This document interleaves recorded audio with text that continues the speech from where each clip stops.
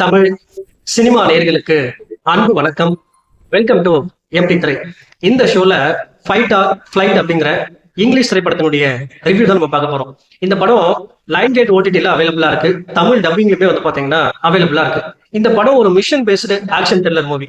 இந்த படத்துல ஒரு ஃபிளைட் முழுக்க அசாசியன்ஸா இருக்காங்க. ஏன் இருக்காங்க, அவங்களுக்கான பர்பஸ் என்ன அப்படிங்கறத சொல்லக்கூடிய ஒரு திரைப்படம். இந்த படத்தினுடைய ஆரம்பத்திலேயே ஒரு ஃபிளைட்டை காட்டுறாங்க. இந்த ஃபிளைட்ல ஒரு மிகப்பெரிய சண்டை நடந்துட்டு இருக்கு. இன்ஃபேக்ட் மாத்தி மாத்தி அடிச்சுக்கிறாங்க. ஃபிளைட் எல்லாம் உடச்சுக்கிட்டு கீழே வந்து வீறாங்க. இந்த சம்பவம் நடக்கிறதுக்கு 12 மணி நேரத்துக்கு முன்னாடி என்ன நடந்துச்சு அப்படின்ற மாதிரி கதை ஆரம்பிக்குது. அதாவது இந்த உலகத்துல நடக்கக்கூடிய கிரைம்ஸ் எல்லாமே வந்து பாத்தீங்கன்னா ஒரு இன்டெலிஜென்ஸ் டீம் வந்து ட்ராக் பண்ணிட்டு இருக்காங்க. இந்த கிரைம்ஸை பண்ணக்கூடிய கோஸ்ட்டை பத்தி சொல்றாங்க. அப்ப இந்த கோஸ்ட் வந்து பாத்தீங்கன்னா பேங்காக்ல இருந்து சான் பிரான்சிஸ்கோவுக்கு ஃபிளைட்ல போறதா ஒரு தகவல் கிடைக்குது. அப்ப இவங்களுடைய மிஷன் என்ன அப்படின்னா அந்த கோஸ்ட்டை ப்ராப்பரா ட்ராக் பண்ணி சோ எந்த பிரச்சனையும் இல்லாம சேஃபா கொண்டு வரதான் இவங்களுடைய மிஷன். இந்த மிஷனை ஹீரோயின் கிட்ட கொடுக்குறாங்க. ஹீரோயின் வந்து பாத்தீங்கன்னா ஹீரோ கிட்ட கொடுக்குறாங்க. ஹீரோவை பொறுத்த வரைக்கும் வந்து பாத்தீங்கன்னா 2 வருஷம் பேங்காக்ல தலைமறைவா இருக்காரு. தண்ணி அடிச்சுக்கிட்டு அப்படி ஒரு மாதிரி இருக்காரு. சோ அப்போ வந்து பாத்தீங்கன்னா ஹீரோயின் ஹீரோ கிட்ட இந்த டாஸ்க் கொடுக்குறாங்க. இந்த டாஸ்கை பண்ணி முடிச்சா உனக்கு விடுதலை கொடுக்கறதா ப்ராமிஸ் பண்றாங்க. ஹீரோவும் அந்த டாஸ்க் எடுத்து பண்ண போறாரு. அப்படி போகும்போது அந்த ஃபிளைட்டுக்குள்ள அசாசியன்ஸா இருக்காங்க. அந்த அசாசியன்ஸ் கோஸ்ட்டை கொலை பண்ண முயற்சி பண்றாங்க. அந்த கோஸ்ட்டை ஏன் கொலை பண்ண முயற்சி பண்றாங்க, ஹீரோ வந்து அந்த மிஷனை பண்ணி முடிச்சாரா இல்லையா, அந்த டுவர்ட்ஸ் எண்ட் என்ன ஆச்சு அப்படின்னு பல விஷயங்களை சொல்லக்கூடிய திரைப்படம் தான் இந்த ஃபைட் ஆர் ஃபிளைட். இந்த படத்தை பத்தி ஆலோசனை அப்படின்னா, இந்த மாதிரியான mission based action thriller movie எல்லாம் ஒரே மாதிரியான கதைக்களமா இருந்தாலும், வழக்கமான கதைக்களத்தை இந்த படத்துல ஃபாலோ பண்ணியிருந்தாலும், ஒரு சில கேள்விகளை இந்த படத்துல எழுப்பியிருந்தாங்க. குறிப்பா ஹீரோ ஏன் 2 வருஷம் தலைமறைவா பேங்காக்ல இருந்தாரு, அப்படி என்ன பண்ணாரு, ஏன் தலைமறைவா இருக்காரு, சோ அப்படிங்கிற ஒரு கேள்வி எழுப்பியிருந்தாங்க. சோ அது ரொம்ப இன்ட்ரெஸ்டிங்கா இருந்துச்சு.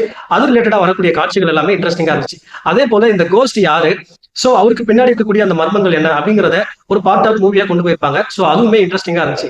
ஆனா அதே போல அந்த ஃபிளைட் முழுக்க அசாசியன்ஸா இருக்காங்க இல்லையா, சோ அவங்களுக்கான பர்பஸ் என்ன, சோ அவங்க ஏன் கோஸ்ட்டை கொலை பண்ண முயற்சி பண்றாங்க, அந்த கோஸ்ட் கிட்ட என்ன இருக்கு, சோ அதை வச்சு என்னெல்லாம் பண்ணலாம் அப்படிங்கிற அந்த போர்ஷன்ஸ் எல்லாமே ரொம்ப இன்ட்ரெஸ்டிங்கா இருந்துச்சு, பரபரப்பா இருந்துச்சு. அதே போல இந்த படத்துல வரக்கூடிய அந்த ஃபைட் சீக்வன்ஸ், ஆக்ஷன் சீக்வன்ஸ் எல்லாமே வந்து பாத்தீங்கன்னா எதிர்பார்த்ததை விட ரத்தம் தெறிக்க தெறிக்க ரொம்ப தூக்கலாவே இருந்துச்சு அப்படின்னே சொல்லலாம். அந்த அளவுக்கு பிரமாதமா எடுத்திருந்தாங்க. ஆனா அதை தாண்டி இந்த படம் ஒரு 1.25 மணி நேரத்துக்குள்ள முடியக்கூடிய ஒரு படம். ஒரு குயிக் வாட்சாவே பார்த்துடலாம். ஒரு டீசென்டான மூவி அப்படின்னு தான் சொல்லணும். ஆனா இந்த படத்துல எனக்கு பிரச்சனைப்பட்ட விஷயங்கள் என்ன அப்படின்னா, ஆரம்பத்திலேயே ஒரு சில கேள்விகளை எழுப்பியிருப்பாங்க. சோ அந்த கேள்விக்கான பதில ப்ராப்பரா சொன்னாங்க அப்படின்னு கேட்டீங்கன்னா இல்ல அப்படின்னு தான் சொல்லணும். அதே போல அந்த ஹீரோவுக்கான அந்த டீடைலிங் அப்படிங்கிறது ப்ராப்பரா இல்ல. ஏன் 2 வருஷம் தலைமறைவா இருக்காரு, சோ அதுக்கான காரணம் என்ன, அவர் என்ன பண்ணாரு அப்படிங்கிற அந்த விஷயம் எல்லாம் ப்ராப்பரா இல்ல.